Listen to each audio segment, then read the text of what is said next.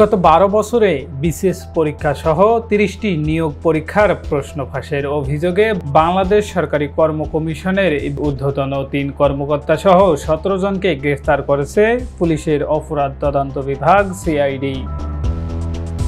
বাংলাদেশ সরকারি কর্ম কমিশনের গাড়ি চালক সৈয়দ আবেদ আলীর জীবন ৮ বছর বয়সে জীবিকার তাগিদে পাড়ি জমান ঢাকায়, শুরু করেন কুলির কাজ। একসময় ফুটপাতে ঘুমিয়েছেন, কষ্টের পর কষ্ট করেছেন তিনি। এরপর গাড়ি চালানো শিখে চাকরি নেন পিএসসিতে, তারপর জড়িয়ে পড়েন পিএসসির প্রশ্ন ফাঁস চক্রের সঙ্গে। এরপর তাকে ফিরে তাকাতে হয়নি পিছনে। অর্জন করেন বিপুল সম্পদ, সঙ্গে ক্ষমতাও। তিনি চেয়েছিলেন মাদারীপুরে ডাসার উপজেলা পরিষদ চেয়ারম্যান হতে।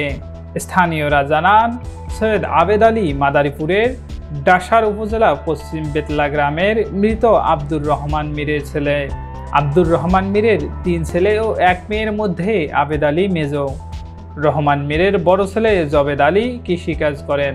ছোট ছেলে সাবেদ আলী এখনও এলাকায় অটোরিক্সা চালিয়ে জীবিকা নির্বাহ করেন। তাদের ভাই আবেদ আলীর জীবন। এলাকার মানুষের কাছে তিনি পরিচয় দিতেন শিল্পপতি হিসাবে। আবেদ আলীর ছেলে সোহানুর রহমান সিয়ামও ব্যবহার করতেন দামি গাড়ি। আবেদ আলী নিজেও দামি গাড়িতে চড়তেন। মাদারীপুরের ডাসার উপজেলার বাসিন্দা আবেদ আলী একজন ড্রাইভার হলেও তার কোটি কোটি টাকার সম্পদের তথ্য সামনে এসেছে। প্রশ্ন ফাঁসের সঙ্গে জড়িত থাকার তথ্য সামনে আসার পর সোশ্যাল মিডিয়ায় তার বিপুল সম্পদের তথ্য তুলে ধরছেন নেটিজেনরা।